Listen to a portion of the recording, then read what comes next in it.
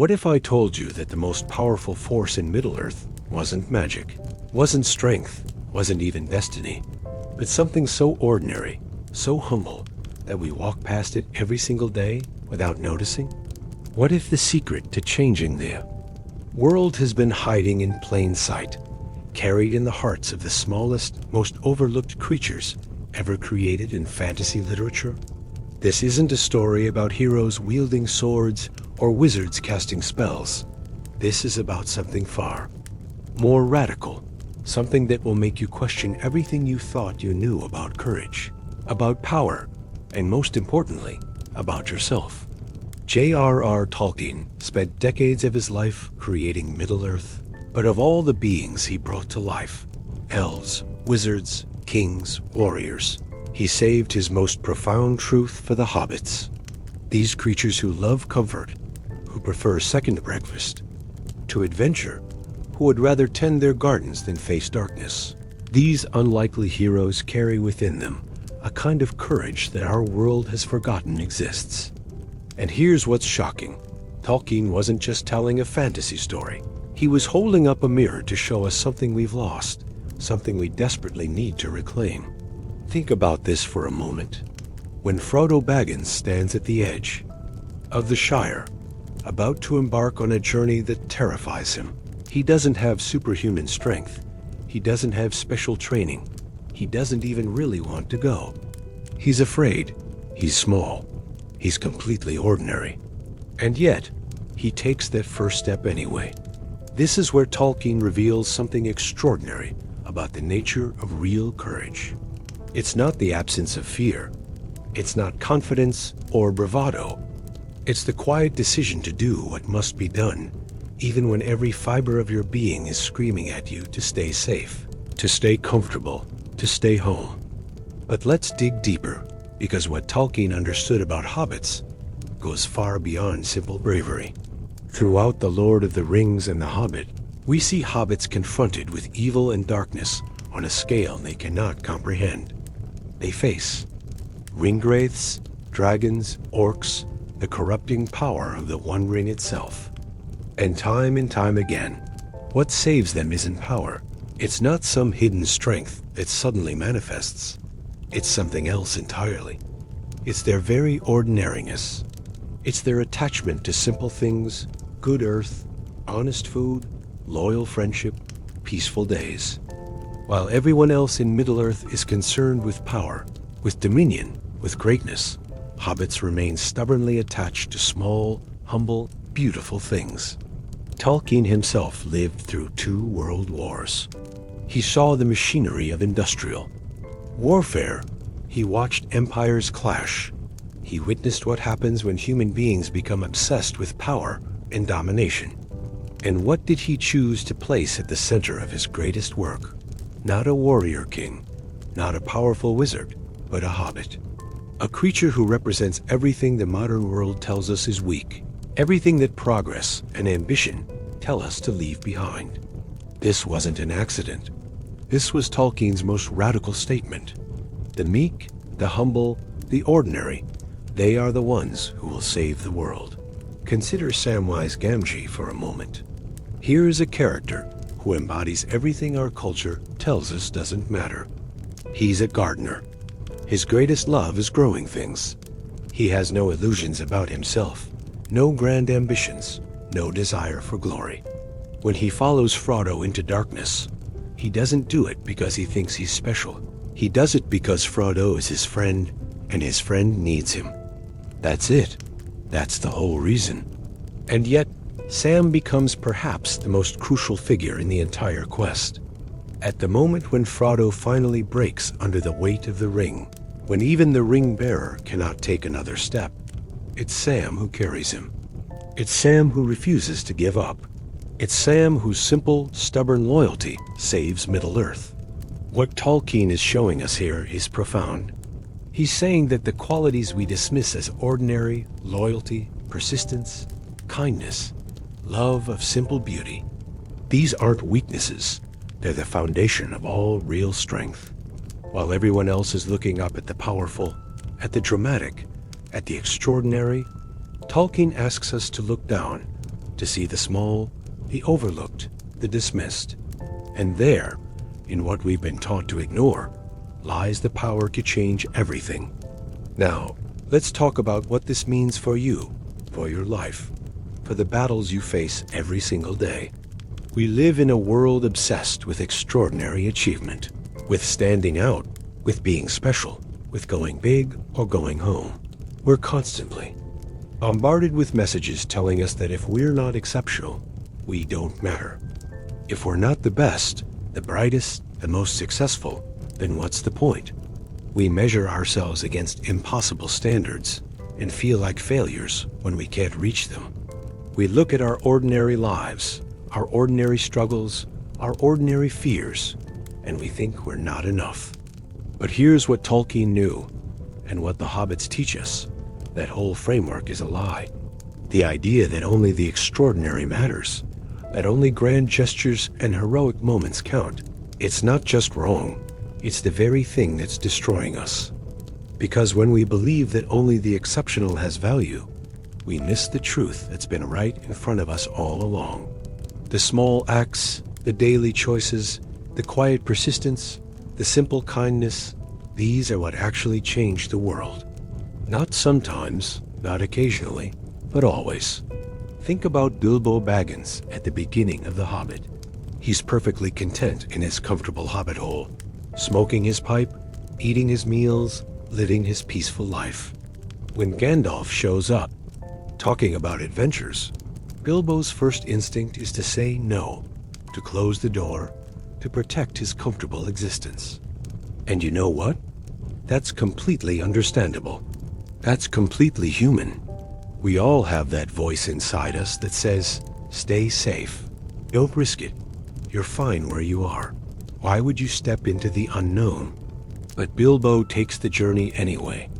Not because he's brave, but almost in spite of his fear. And what he discovers on that journey transforms not just him, but the fate of Middle-earth itself. Here's where it gets really interesting. When Bilbo finds the ring in Gollum's cave, that moment changes everything. But notice what Tolkien does here. Bilbo could have killed Gollum. He had the opportunity. He had the justification. But instead, he chooses mercy. He chooses compassion. This small act of mercy, this moment of choosing kindness over violence, this becomes one of the most important decisions in all of Middle-earth's history. Because if Bilbo had killed Gollum, Frodo would never have learned the truth about the ring. The ring would never have been destroyed, and darkness would have won. One small act of mercy by one small hobbit saves the world. This is Tolkien's genius, showing us that moral choices, the small decisions we make when no one is watching, these ripple out in ways we cannot possibly predict. Every time you choose kindness over cruelty, every time you choose honesty over deception, every time you choose to help rather than to harm, you're not just making a nice gesture. You're literally shaping reality.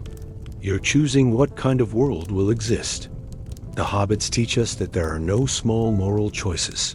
There are only choices, and each one matters infinitely. But let's go even deeper, because there's something else happening with the Hobbits that we need to understand. Throughout Tolkien's work, we see that Hobbits have an unusual resistance to corruption, to the lure of power. Elves can be tempted, men fall easily, even wizards can be corrupted. But Hobbits, these simple creatures with their simple loves, they have a resilience that others lack. Why? Because they don't want power. They don't dream of domination. They don't fantasize about controlling others or ruling kingdoms. They want good food, comfortable homes, loyal friends, and peaceful days. And it's precisely this ordinariness, this contentment with simple things, that makes them able to resist what corrupts everyone else. Think about what this means in your own life. We live in a culture that constantly tells us we need more success, more recognition, more wealth, more influence, more everything. We're taught that contentment is settling, that wanting simple things means you lack ambition. But Tolkien is showing us something different. He's showing us that the desire for power, for domination, for standing above others, this is actually weakness. It's a sickness.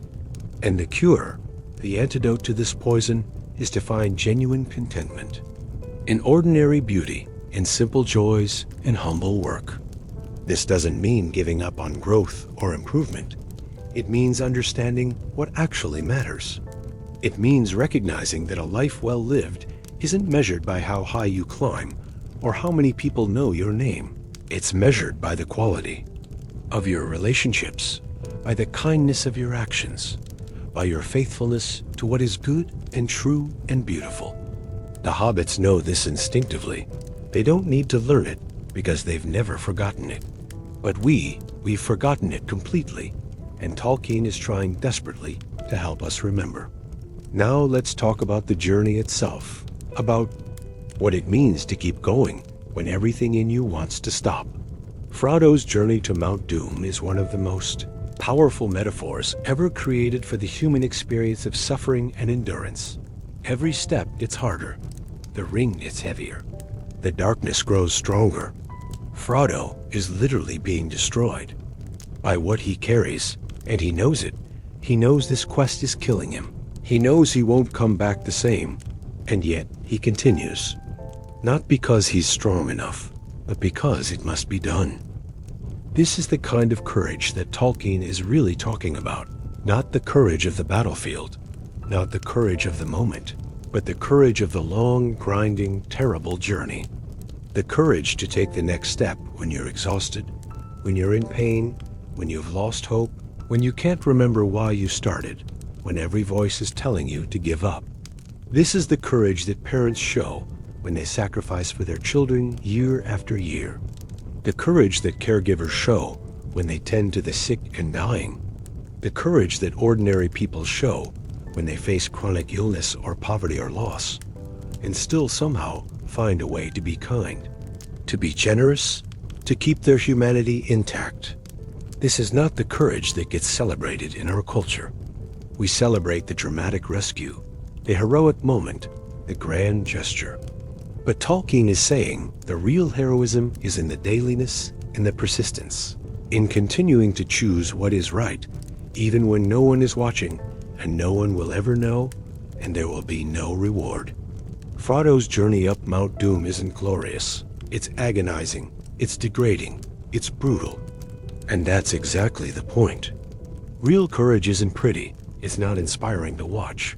It's often ugly and painful and completely unglamorous. But it's real, and it's what actually matters. Here's something else crucial that Tolkien shows us through the Hobbits: the absolute necessity of friendship, of community, of bearing one another's burdens. Frodo could never have completed his quest alone. It's literally impossible. He needs Sam's loyalty, Merry's courage, Pippin's unexpected strength. And this isn't a weakness in the story. It's the whole point. Tolkien is showing us that the myth of the solitary hero, the idea that you should be able to do everything yourself, this is not only false, it's dangerous. We need each other. We're meant to need each other. Our interdependence isn't a bug, it's a feature. In our modern world, we worship independence. We celebrate self-sufficiency. We think asking for help is admitting weakness. But the Hobbits teach us something different. They teach us that real strength is knowing when you can't go on alone. Real courage is being willing to lean on others. Real wisdom is understanding that some burdens are meant to be shared. When Sam carries Frodo up the slopes of Mount Doom, he's not diminishing Frodo. He's fulfilling the deepest purpose of friendship: to bear what your friend cannot bear alone. This has enormous implications for how we live our lives. It means that when you're struggling, when you're overwhelmed, when you feel like you can't take another step, asking for help isn't failure, it's wisdom. It means that your value doesn't come from what you can do alone. It comes from your willingness to be part of something larger than yourself. It means that the person who admits they need help is actually braver than the person who pretends they have it all together. Let's talk about what happens after the quest, because this is where Tolkien shows us something that our culture desperately needs to hear. When Frodo and Sam return to the Shire, they're not the same. Frodo especially carries wounds that will never fully heal. He completed the quest, he saved the world, but he's broken by it. And Tolkien doesn't fix this. He doesn't give us a neat happy ending where everything goes back to normal. Instead, he shows us that some things change you forever, that some wounds don't heal, that sometimes the cost of doing what's right is bearing scars that no one else can see. This is profound because it validates the experience of so many people who do hard things, who make sacrifices, who carry heavy burdens. It says that if you're not okay after going through something terrible, that doesn't mean you failed. It means you're human. It means you paid a real cost for something that mattered. Frodo's inability to find peace in the Shire after his quest isn't a failure. It's an honest acknowledgement of what trauma does to us, of how some experiences leave marks that time doesn't erase. But notice what else Tolkien shows us. While Frodo can't stay in the Shire, Sam can. Sam returns to his simple life, to his garden, to his family, and he finds joy there. And this is beautiful too. This shows us that there's no single right way to heal, no single right path forward. Some people, after going through darkness, need to leave everything behind and start over. Others find healing in returning to the simple things they always loved. Both are valid. Both are heroic in their own way. What does all of this mean for you right now, today, in your actual life? It means that the quiet courage of hobbits isn't just a fantasy story. It's a roadmap for how to live. It's permission to be ordinary, to struggle, to need help, to love simple things, to take small steps, to keep going even when you're afraid. It's validation that your small acts of kindness matter, that your daily choices shape reality, that your persistence in the face of difficulty is actually heroism, even if no one ever calls it that. You don't need to be extraordinary to change the world. You don't need special gifts or unique talents or exceptional circumstances. What you need is what the hobbits have: the willingness to do what must be done, even when you're afraid, the loyalty to stand by those you love, even when it costs you, the courage to choose what's right, even when it's hard, the wisdom to find joy in simple beauty, even when darkness threatens.